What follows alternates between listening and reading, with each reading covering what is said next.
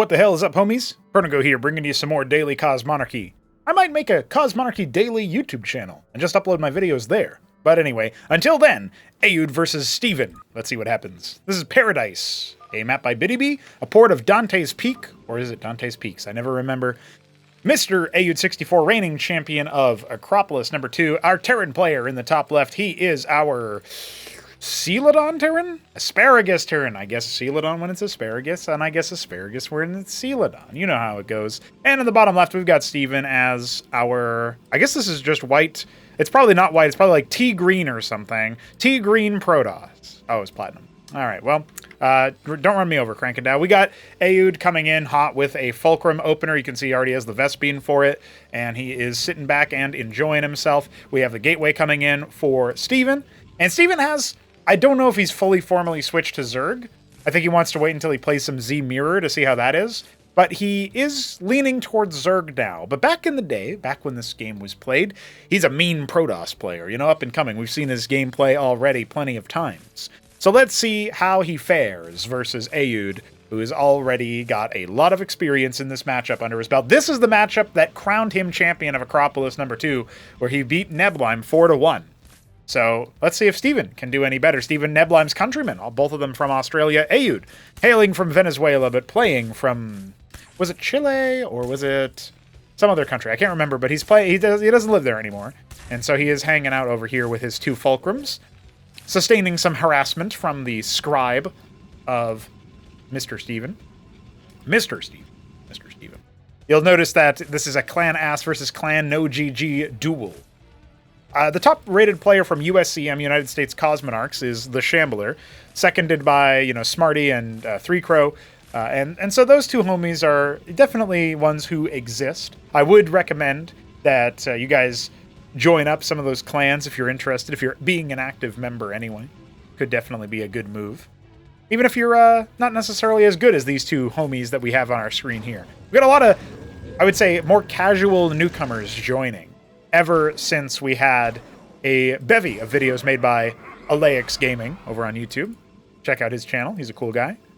And so I'm really really pleased to see the sort of onslaught, the influx of younger players, newer players, people who are, you know, they just don't have as much of a history with the genre per se. It's just neat to see that. So this Hierophant might be in a little bit of danger here. It is tagging vultures to slow them down. We saw it actually isolate a good amount of damage onto the Mason Scout here. His corpse is still decaying. Because Cosmonarchy corpses decay slower, it helps long-winded casters who bloviate like myself to get a little bit more value there. That was a max range stun on the Hierophant back there. Pretty funny. Might have actually costed Aoud... or costed Steven a little bit of ground there because he could have maybe used his Hierophant to tag one of the vultures and pick it. Nonetheless, though, this is going to be a big dive in offensive mine laying as well. Looks like one of those, all of those will go back, and you know what? This happens to Terran players more often than they would like to admit, where they end up getting hit by their own mine. That was a great hold from Steven, and he finds himself totally free of any potential contain from the mech. So we are going to see that Nexus be dropped. The Scribe was scouted by Aoud, so hopefully he clocked that. He's got two Goliaths back at home, and he will be doing his best to expunge the scout from Steven. That is it. Players are going to go back to their respective sides of the map and hold out hope. We have anti-drop mines laid over here. This is a 4-spawn map, so the fact that we got vertical spawns does mean that there's the potential for dropping. Steven not normally that kind of guy. When he goes a Cantor, he doesn't always go Envoy with it to bring his Reaver equivalents to the front lines. I think he just kind of A-moves them across the map and watches them crawl. Ministry on the way here for Aoud. He will be taking his expansion a little bit behind in workers. Wanted to get a little bit more economic damage dealt. A 5-Strider army is on the way. There's one mine left defensively. And the Cyclops, the Goliaths, I feel like they're going to be all right in this position, especially with more vultures reinforcing for those mines. We shouldn't see any pain inflicted upon our Terran player. The most that I think Steven might be able to wrangle here is the pick on the Mason. But look at the vultures coming on in and laying those mines.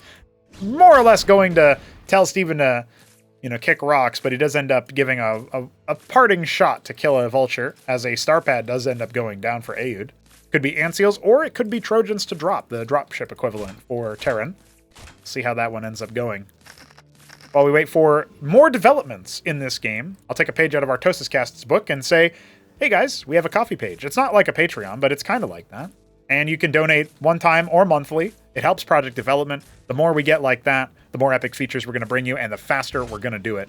So I appreciate everybody who does that. We've got a whole private chat for anybody who does that, and so you'll get to hang out with the most august homies in our community on our Discord server.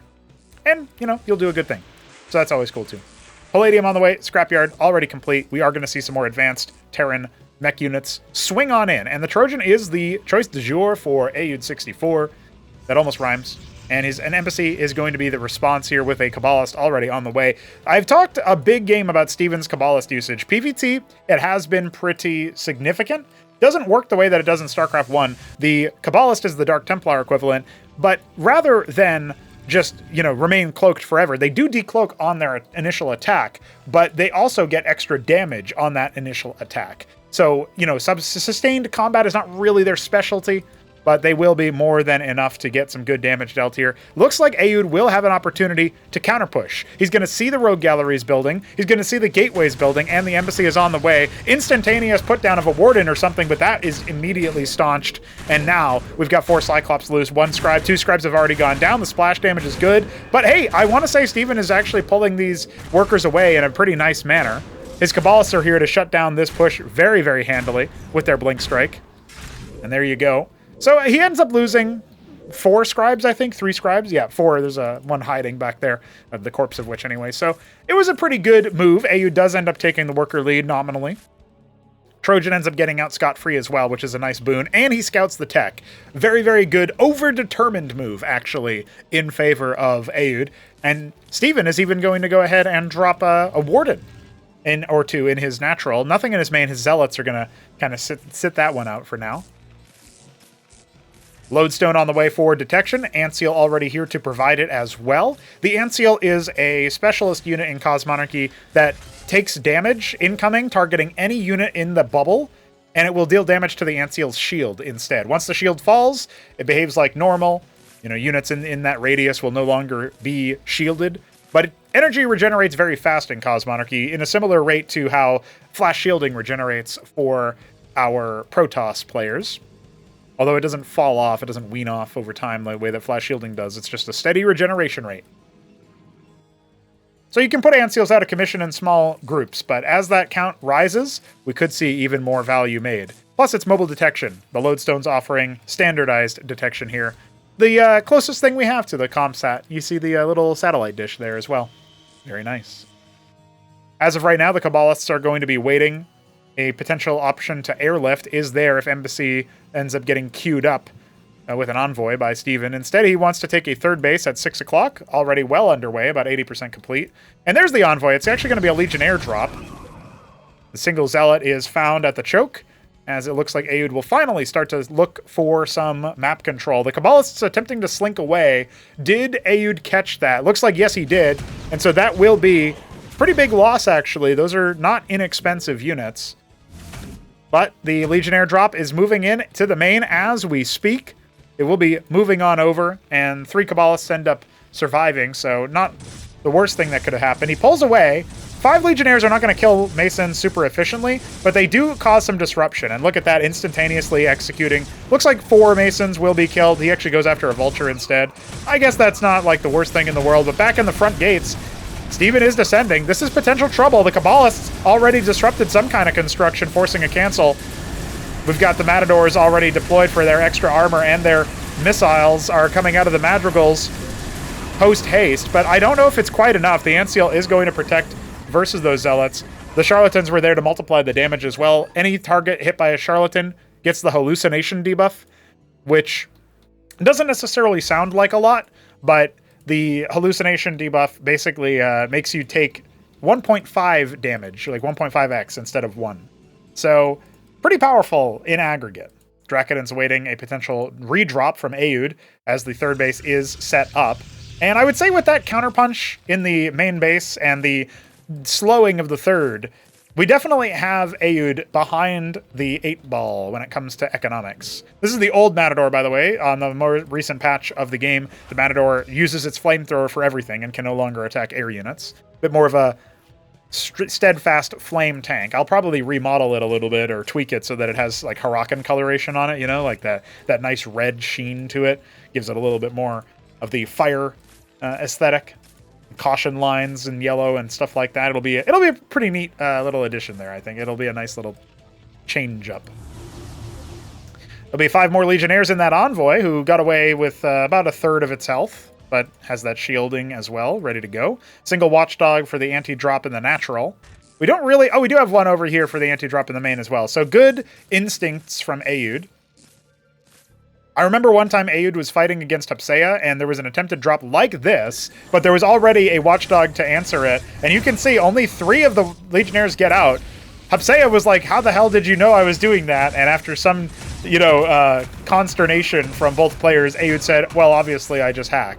So I always remember that little exchange. Shout out Hapsea one time as the Protoss army comes on in, once again slowing down that third base. Good army movements from Steven as he comes in to get a little bit more damage dealt. A couple Madrigals going down. Single Huracan watching in horror as the Protoss army mostly escapes. A single Draconin will go down. Need to get a Mason on that Ministry post-haste. A couple are sent over, a redundancy one as well.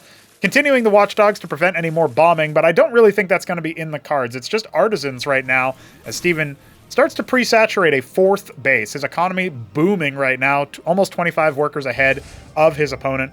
But the 3rd Ministry is up, so maybe Aoud can start clawing some of that back. And he does have that defender's advantage, but he needs some kind of actuation point where he can withstand the the onslaught of the Protoss. And, it would help if there was some scaling factor. It looks like Pariahs will be that scaling factor. Prostration stages and Ardent Authority on the way as well. And in the natural, we see the Atlas being put down, tier 2 for Aoud 64. But he's got an attack timing potentially right here, right now. He's just going to need to snipe those charlatans and deal with the Pariahs. The Matadors are potentially going to be a big help here once they deploy. That flamethrower is going to rend the armor of the front line. But it doesn't quite look like it's going to be enough. The Phalanxes have so many targets they have to hit. The Charlatans in the back line multiplying damage. The Pariahs in the front line just absolutely reaming out that stacked Terran army. And that is a very, very powerful win. Proportionate to the economic advantage right now, Steven ends up just getting about 20-30% better. A lot of those Masons not mining. Corrected now. Legionnaires had an opportunity to kill the 4th base guy, but not going to happen. And the Phalanx is only going to graze those Legionnaires as the run-by occurs. He's actually just going to try to fight it out with the Masons since he's busy macroing everything else. But we've got another Nexus. Steven just on that constant flow. Oh no, not the Phalanx. Splash damage. Oh, unfortunate. Those 2 Legionnaires did so much work. And the 2nd Ardent Authority. Get that 5th base going as well. Steven playing really well. It has to be said, his macro on point here. Reminds me of, Starcraft 1 PvT, where you're just always trying to keep that base tempo going, slowing the Terran's base crawl, and getting more of your own. Of course, you expand into an extra main base on 4-player maps a little bit faster than what we see in this game, but somewhat indicative, somewhat recognizable. So we have all 3 branches of Tier 2 Terran being actuated at the same time here. A Mantle for Tier 2 Mech, a Captaincy for Tier 2 Bio, and a Starport for the Tier 2 Orbital. We'll see how that works out, because it looks like maybe Steven was thinking about charging in, but he does end up falling back. He's got a nice hodgepodge of melee units coming on in from an eastern flank. He is going to hit that 12 o'clock. Still no expansion over there, but this flank is very much vulnerable once that expansion is cleared. Looks like maybe Aoud was actually thinking about taking the expo, but instead he's just going to be like, I'm over here. Don't look at me. And Steven is only now going to see that, and he's like, well, I guess I'll just move past it then. So, okay, the Ministry gets started immediately as soon as those, ground units end up getting moved out. And now we've got a little bit of a pincer. The Ministry has to be canceled at the 12 o'clock. It's a bit of a chaotic series of events, but it looks like a bit of cost for Steven, but he slows down that 4th base and cleans that out the house. A guild hall started, a commandment started. It seems like just a few units. I think we're going to see autocrats from the Terran, Seraphs as well from the Starport, right? Autocrats from the Captaincy. And the Mantle is just here to get a little bit more of a beefy front line with the Durandals, which I will not complain about. That's basically Robo Ahmed right there, and we love Ahmed here. Looks like a 6th base is going to be on the cards here for Steven very soon. Taking the bottom right natural is going to be in his near future. Right now, just trying to make sure that he slams through all of the production cycles. He's actually letting his macro slip a bit, floating a decent amount of money. Could definitely add more production facilities. He's just constantly producing workers. It's not, he's a StarCraft 2 GM, right? So he knows about taking bases frequently, but or maybe it was Masters. I can't remember. Either way, he played pretty high-level StarCraft 2 stuff back in the day, and he's got that instinct to take bases. He doesn't necessarily have the instinct to constantly be watching for the rally lines, right? He doesn't have Smart Rally on. So it looks like Aoud will make a more decided attempt at pushing over and taking this territory. Unfortunately for him, Aoud is going to be subject to more Legionnaire drops in the main base. He does end up catching it, but he has nothing in that lodestone and nothing producing out of his fulcrums right now. So the Legionnaires are absolutely going to start cleaning house and maybe even killing some add-ons. A single Durandal arrives to see if it can rout them. Not really any other moves that the Protoss player can make right now. He is going to charge up here and see if he can disrupt those Sentinels that got lifted over. Unfortunately for Steven, it's a great idea to target down the star pad, but it does lift off, so it will not be destroyed outright. It might burn down later. We'll keep an eye on that if we can. And it looks like the envoys will not be able to escape. Oh, actually, well, yeah, I was going to say, the Watchdog is here, so it might end up going down. And the flanking from the 12 o'clock unit rotations. There you have it. Folks, Steven has a lot of workers idle, but that's okay. There you go. He's just realized it, and he's going to fully saturate that base, rallying more and more scribes all over the place. Has a big economy, for sure, and adding double Ancestral kind of shows. With this bank still, after spending all those resources, he absolutely could get a little bit more done. Capping his gas, going for that. No, did he cap his ridges? No. Interesting. Because we obviously, I think we saw a sieve earlier, yeah, but only one. Now it looks like maybe Mr. Aoud has to spend a little bit more time setting up his macro. He's going to go ahead and try to set that fourth base mining. But at this point, it does feel a little bit too little too late, right? The Protoss has a ton of value. They've got double Clarion over here to, you know, share all of the shield damage with Phase Link. Big split as well, pre-splitting his army. But little does he know Aoud is about to come over the ramp. Or maybe he does know, thanks to this witness. He sees quite a bit of it, actually. Azazel moving forward is a very powerful defensive spellcaster, plus the aura of shielding any units that are facing their attacker. Definitely a big move there. Giving you a little bit extra armor. Couple lobotomy mines from the beginning of the game. They will actually show up a little bit there. But at this point, I think Aoud knows, okay, it's kind of pointless to chase those zealots. The witness is continuing to have value. Big D-Matrix there to try to get a little bit more value from the Madrigals. It's going to be really hard to burst down everything that you see here on your screen for the Protoss player, but he especially when he falls back like this, he's going to go for a little bit of a zealot flank. I'd love for him to just run by all of the army and move directly into the third base or something. That looks like where he's going to go. There are a couple Sentinels here to anti-run by. Maybe he could dive into the natural instead. Here comes the big surround, though. The Autocrats might be able to turn some of these pariahs over to the opposing force. Right now, they've only reclaimed zealots. There's a reclaimed pariah, but there's so many more where that came from. Just munching on the south part of the flank, and Aoud's army is going to get wiped over here. He's got the one Autocrat left, and it's not going to be enough, it doesn't look like. That Madrigal cleaned up. The Zealots do end up finding their way into the natural as opposed to the third or fourth. So they sidestep all of the static defense, but they get hooked onto the Atlas instead of doing anything useful. Nonetheless, adding more chaos to the business. We got 2 Optectons coming for Mr. Steven. We'll see what he can accomplish here. And it looks like he is poised to take the victory. I was a little bit surprised to see so much power out of him, but the macro really made the difference here. He almost got aggroed immediately, but the Optecton opens fire, helping clear that front line. Not really much sustain in this composition, but he doesn't need it. He can just punch on through. The Autocrat's not going to be long for this world. He turns one of the pariahs, but GG has to be called as the Acantors let loose, and Steven claims a victory. Pretty good stuff from our Aussie Protoss, now turned Zerg, at least in part, or he's exploring the idea. He was a Zerg player in StarCraft 2. I should have stipulated earlier.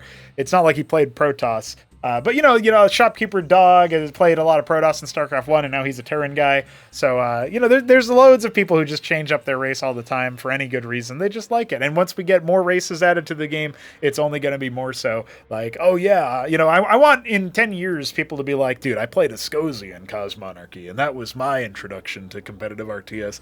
All right, lads, we'll be back with more Cosmonarchy tomorrow. Like I said, daily Cosmonarchy. Come on now. And we'll see you guys then. GG. And stay subscribed if you're not already, dude. We got videos coming out all the time. Peace.